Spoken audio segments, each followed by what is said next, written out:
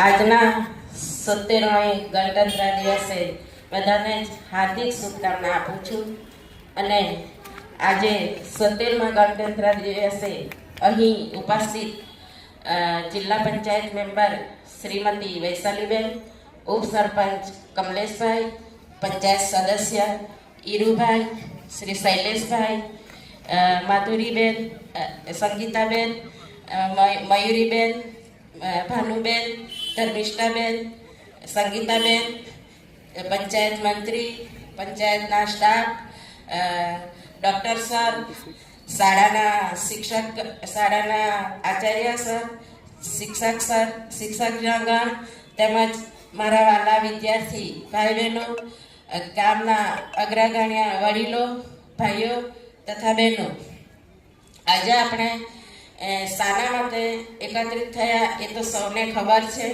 એટલે આપણો દેશ 15મી ઓગસ્ટ 1947ના દિવસે આઝાદ થયેલો હતો.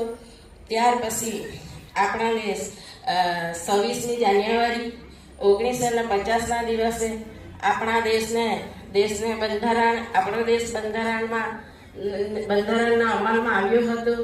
ત્યાર પછી આપણા દેશમાં આપણા દેશને સ્વતંત્ર રાષ્ટ્ર બન્યો હતો અને આપણા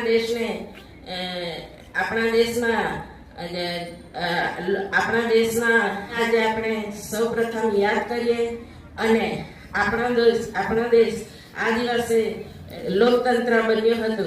એટલે આપણા દેશને આજે ખૂબ જ આપણે ધામધૂમથી ઉજવીએ છીએ અને આપણા દેશમાં જે સરહદ પર જે રક્ષા કરે છે એમને આજે આપણે યાદ કરીને એમને આપણે કોટી કોટી નમન કરીશું. અને બાળકો, આપણે બધા સૌ મળીને આપણા દેશને વિકસિત બનાવવા માટે આપણે ખૂબ જ બધાએ પ્રયત્ન કરીને આપણો દેશ ખૂબ સારો એવો વિકસિત બનાવવાનો છે અને આપણા પ્રદેશમાં પણ ખૂબ સારો એવો વિકાસ થઈ રહ્યો છે. આપણા માનનીય શ્રી નરેન્દ્રભાઈ, દેશના પ્રધાનમંત્રી શ્રી નરેન્દ્રભાઈ મોદીએ ખૂબ જ સારો આપણા પ્રદેશના વિકાસ આગળ વધારી રહ્યા છે. આપણા પ્રદેશમાં આપણું પંચાયત મકાન નવું બનાવવામાં આવ્યું. આપણા ઇંગ્લિશ મીડિયમની સ્કૂલ વાગદરામાં નવી બનાવવામાં આવી. ઘણી નવી આંગણવાડી બનાવવાનું કામ ચાલુ છે અને દરેકમાં ખૂબ જ સારો એવો વિકાસ થઈ રહ્યો છે. અને આપણા દાદરા ગામમાં દરેક લાભાર્થીને વિધવા પેન્શન, વૃદ્ધા પેન્શન તેમજ ખેડૂતોને પણ ખૂબ સારો એવો લાભ મળી રહ્યો છે. તો આપણા પ્રદેશના એડમિનિસ્ટ્રેટર શ્રી પ્રફુલભાઈને પણ આપણે ખૂબ જ આજે ધન્યવાદ આપીશું. અને આપણા પ્રદેશના જે સાંસદ છે કલાબેન, એ પણ ખૂબ જ પ્રયત્ન કરે છે આપણા માટે અને અગાડી વિકાસ કરવા માટે. તો આપણે હજુ પણ આપણા પ્રદેશમાં ખૂબ સારો એવો વિકાસ થશે. અને બાળકોને મેં એટલું જ કેમ કે આપણે બેટી બચાવો બેટી પઢાવો એ પણ આપણે ભારત સરકારની એક સ્કીમ છે. તો બાળકો શિક્ષણ પ્રત્યે ખૂબ જ સારા એવા અગાડી વધો. શિક્ષકો પણ ખૂબ સારી એવી મહેનત કરી રહ્યા છે અને તમને ખૂબ જ સારું શિક્ષણ આપે છે. આપણે આપણા ગામમાં જે પણ સ્વચ્છતા રાખીએ કે એ પણ એક આપણી દેશની સેવા જ છે. એટલે આપણે શિક્ષણ સાથે સાથે બધા આપણા ગામમાં આપણું ગામ સ્વસ્થ રહે એવી પણ આપણે ખૂબ સારી પ્રયત્ન કરીશું. એટલે આપણે સૌપ્રથમ આજના જે આપણા સરહદ પર જે શહીદ થયેલા એ લોકોને આપણે વંદન કરીશું. જય હિન્દ, જય ભારત. આજના 76મા પ્રજાસત્તાક દિને તમને હું શુભકામના આપું છું. આવનારા દિવસોમાં આપણો દેશ વધુને વધુ પ્રગતિ કરી રહ્યો છે અને હજુ પણ કરવાનો છે. તે આપણને અત્યારે અહીંયા જોઈ રહ્યા છે. અહીં ઉપસ્થિત સરપંચ મેડમ, જિલ્લા મેમ્બર, પંચાયતના તમામ ચૂંટાયેલા સભ્યો, ગામજનો, શિક્ષકગણ તથા મારા મીડિયાકર્મીઓ, આજે આપણે જ્યારે 76મો પ્રજાસત્તાક દિન ઉજવી રહ્યા છે તો વર્ષો પહેલાંની આપણે યાદ કરીએ તો દાદરા નગર હવેલી એક બેકવર્ડ એરિયા અને બહુ ગરીબ એરિયા તરીકે ઓળખ થતી હતી. નગર હવેલીનું નામ આપણે આજુબાજુના વિસ્તારોમાં પણ લોકોને ખબર ન હતું. પણ આજે છેલ્લા કેટલા વર્ષોથી આપણે દાદરા નગર હવેલી તમે શૈક્ષણિક ક્ષેત્રે જુઓ, સ્પોર્ટ્સમાં તમે જુઓ, કે દરેક ક્ષેત્રમાં આજે દાદરા નગર હવેલી ટુરિઝમ ડિપાર્ટમેન્ટ જુઓ, દરેક ક્ષેત્રમાં દાદરા નગર હવેલી આજે સિંહફાડ હરણફાડ તૈયારી કરી રહી છે. અને આપણે દેશને મુકાબલામાં નહીં પણ વિશ્વનો મુકાબલો બી આપણે આજે કરી રહ્યા છીએ. કેટલાક સ્ટુડન્ટો આજે ફોરેન જઈને આપણી પ્રસ્તુતિ કરી, કેટલાક રમત ઉત્સવમાં ગયા, કેટલાક સાંસ્કૃતિક પ્રોગ્રામમાં ગયા અને આપણા નગર હવેલીને એ લોકોએ એક ઇન્ડિયામાં તો નહીં પણ વર્લ્ડમાં પણ આપણું નામ એ લોકોએ ત્યાં નામાંકિત કર્યું. એ બદલ હું અહીંયાના પ્રશાસન માનનીય નરેન્દ્ર મોદીએ સૌનો આભાર માનું છું કે આપણા અહીંયા દરેક સુવિધા માટે એ લોકો તત્પર રહે છે. દરેક સમયે જોતી દરેક સુવિધા આપણને અહીંયા મોકલાવે છે. જો એટલું આપણને ફંડ મોકલાવે છે અને દિવસ અને રાત આપણા અહીંયાના જે પણ ગવર્મેન્ટ સ્ટાફ એ આપણા નગર હવેલી માટે મહેનત કર્યા છે. આજે તમે જુઓ તો કુંભ મેળામાં આપણા અહીંનો એક એટલો મોટો વિસ્તાર આપવામાં આવ્યો અને ત્યાં દરેક આપણા દાદરા નગરની પ્રસ્તુતિને ત્યાં રજૂ કરવામાં આવી અને દરેક ત્યાં પોસ્ટરો લગાવવામાં આવ્યા કે દાદરા નગરનો વિકાસ શું થઈ રહ્યો છે. લોકો ખરેખર ત્યાં સરાહના કરી રહ્યા છે. કેટલાક લોકોના મારા ઉપર ફોન પણ આવ્યા કે અમે દાદરા નગરને આજે અહીંયાથી જોઈને ઘણો આનંદ અનુભવ્યો છે. તો આપણે એક જ કહેવાનું છે કે ભગવાને આપણને અને આપણી સરકારે જે આપણને તક આપી છે એનો પૂરેપૂરો આપણે લાભ લેવાનો છે. બીજું મારા વાલા વિદ્યાર્થીઓને ખાસ કહેવાનું કે તમે જે આજે ઉત્સાહમાં છો એ જ ઉત્સાહમાં રહેજો. કોઈ અવળા રસ્તે વળી નહીં જતા. તમારે ભણવાનું છે. આજે આપણા અહીંયા જે દેશમાં વસ્તી છે એમાં સૌથી વધારે જો હરીફાઈ હોય તો ભણતરમાં છે. આજે જનરલ કેટેગરીમાં આપણા અહીંયા ડિપાર્ટમેન્ટની જે પણ સ્થાન મળવામાં આવે છે તે આખા ઇન્ડિયામાંથી લેવામાં આવે છે. પહેલાં એવું હતું કે આપણા નગર હવેલીમાંથી જ ખાલી આપણા અહીંયાના માણસોને નોકરીમાં મળતી હતી. પણ આજે એવું નથી. આજે જનરલ ઇન્ટરવ્યૂ થાય છે અને એમાંથી આપણે પાસ થઈને ગવર્મેન્ટ સર્વન્ટ આપણે બની શકશું. તો મારી તમને નમ્ર વિનંતી છે કે તમે જરા પણ ચૂકશો નહીં. પૂરેપૂરું ભણતર પર ધ્યાન આપશો અને ખાસ કરીને વ્યસન મુક્ત રહો, તંદુરસ્ત રહો, ખુશ રહો. જય હિન્દ, જય ભારત. પર ઉપસ્થિત આપણા દાદરા પંચાયતના સરપંચ શ્રીમતી તેમજ ઉપસરપંચ, દરેક વોર્ડના સભ્યશ્રીઓ તેમજ ગામના વડીલો, બાળકો અને આપણી શાળાના શિક્ષકગણ તેમજ વિદ્યાર્થીઓને હું આજના શુભ અવસર 26મી જાન્યુઆરી ગણતંત્ર દિવસ નિમિત્તે મારી ખૂબ ખૂબ શુભેચ્છાઓ.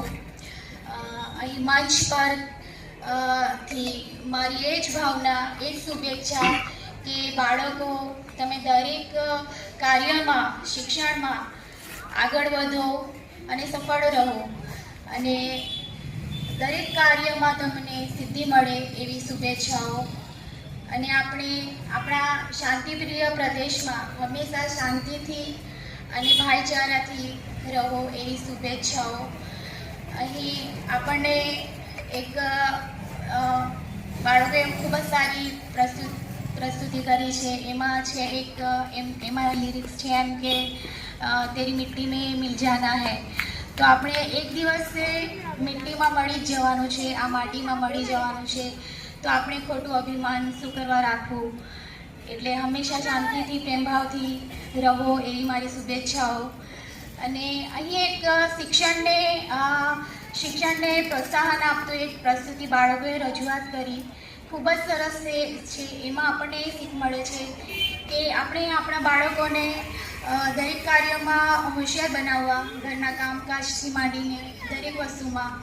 તેમાં મારું એ જ કહેવાનું કે આપણે માતા પિતાએ હંમેશા ઘરના કામકાજમાં પણ એમને હોશિયાર બનાવવું, પણ સૌપ્રથમ એમને અભ્યાસ એમનો પૂર્ણ કરવા દો અને પછી એમને દરેક કાર્યમાં કેળવો, પછી એમને કામકાજ સોંપો. અને બાળકોને હું અહીંથી કહીશ કે મારે અભ્યાસ છે એમ કરીને માતા પિતાની આજ્ઞાને પણ ટાળવું નહીં. માતા પિતા ગુરુનો આદેશ હંમેશા પાળો અને તમે શિક્ષકોને હું શુભેચ્છા પાઠવીશ કે તમે બાળકોને ખૂબ જ સારી કેળવણી આપો છો. દરેક પ્રસ્તુતિ ખૂબ જ સરસ રહી.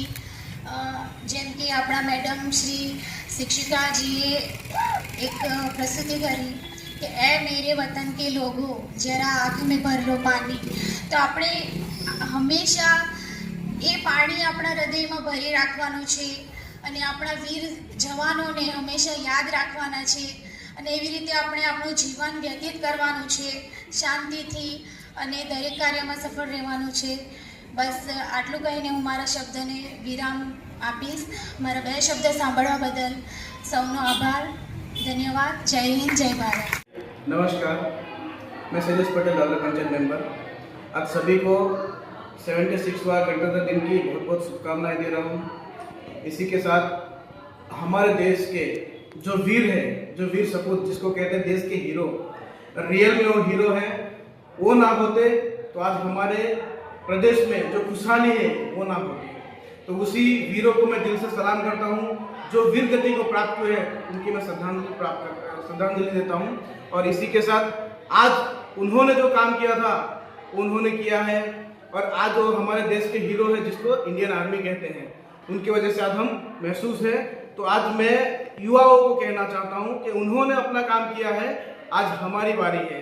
हम उनके जैसा नहीं कर सकते हैं क्योंकि वो तो सही में हीरो है, देश के हीरो जो बॉर्डर पे अपनी जान की आहुति देते हैं. लेकिन हम प्रदेश में रह के प्रदेश को आगे बढ़ाने का काम करें. वैसे युवाओं को मैं कहना चाहता हूँ, जो युवा जो कुछ अलग रास्ते पे जा रहे हैं, जो शरीर को नुकसान करे, वैसे युवाओं को मैं विनती करता हूँ कि आप लोग उस रास्ते को छोड़िए, देश को आगे बढ़ाने के लिए कुछ हम हेल्प करें. जैसे आज के युवा हैं, आज के स्टूडेंट हैं, आज के बच्चे हैं, उनको मैं निवेदन करता हूँ कि आप अपनी पढ़ाई पे ध्यान दें. आपके माँ बाप जो कहे उसके ऊपर ध्यान दें.